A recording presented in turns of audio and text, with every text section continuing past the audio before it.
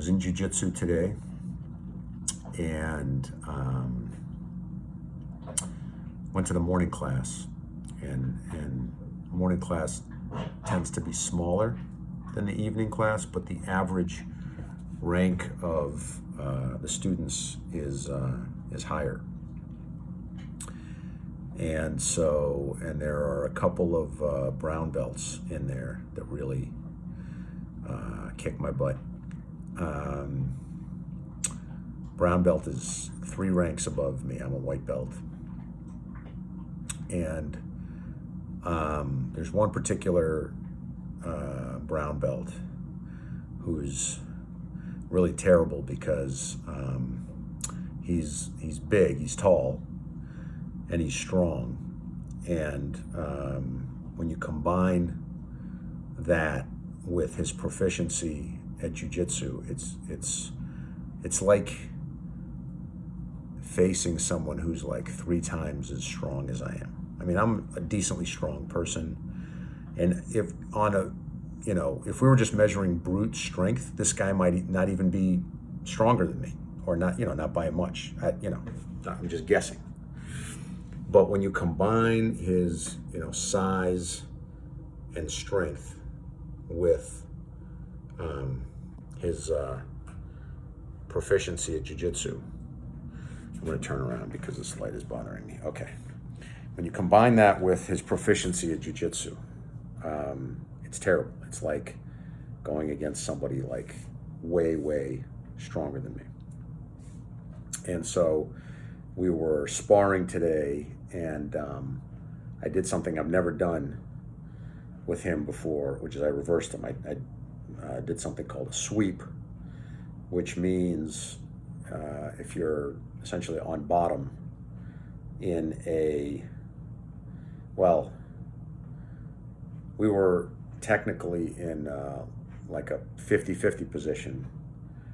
And then I did a maneuver which reversed us, and he ended up on his back and I was on top of him.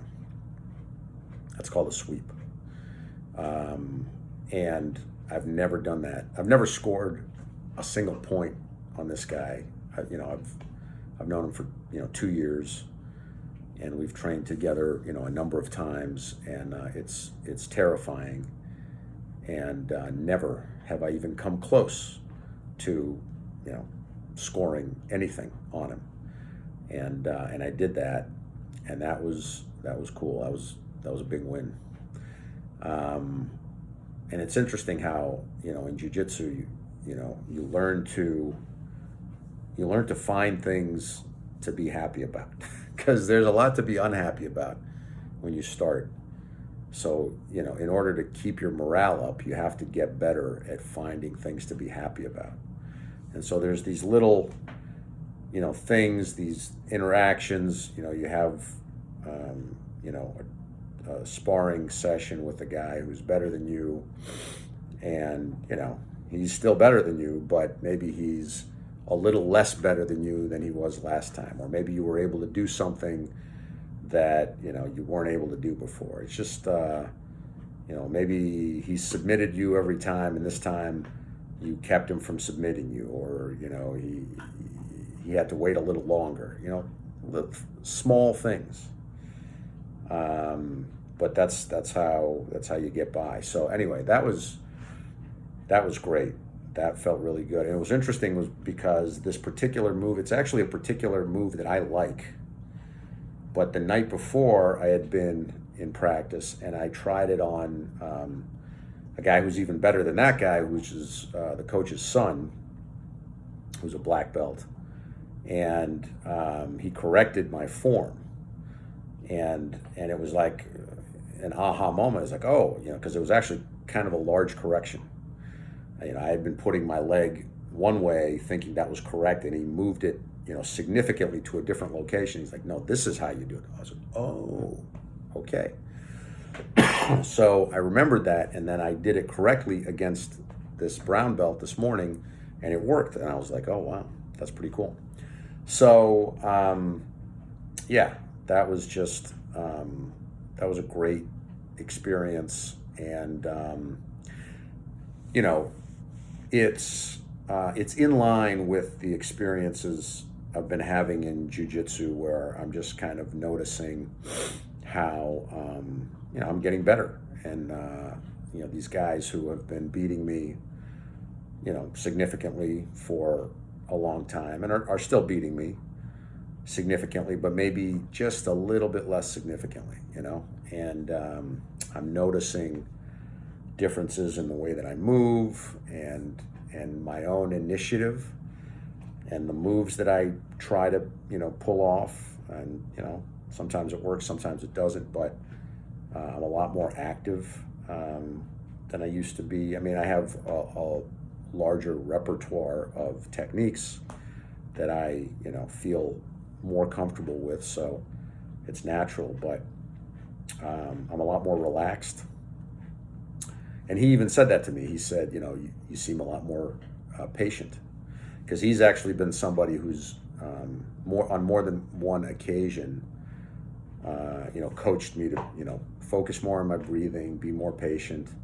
And the past couple times I've trained with him, he's commented on how much more patient I seem. So that, that's good. So yeah, just wanted to talk about that. I guess, I was sick all of last week. I'm still a little bit sick, but able to train. And, Monday, I talked about how fresh I felt. Yesterday and today, felt a little less fresh.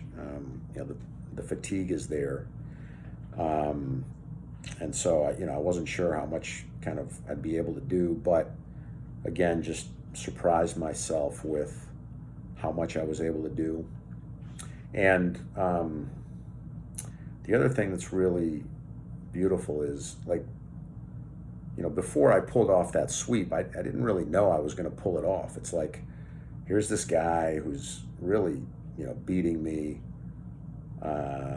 It's not a fun experience, and I'm kind of struggling through, and I'm doing my best to kind of stay alive and just hold on.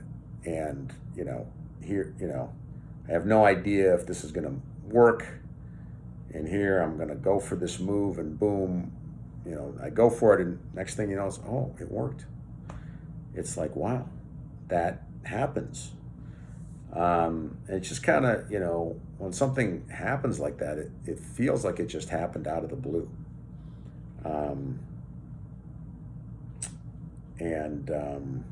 So, it was just a matter of, being patient, trusting myself, letting my body do what it could do.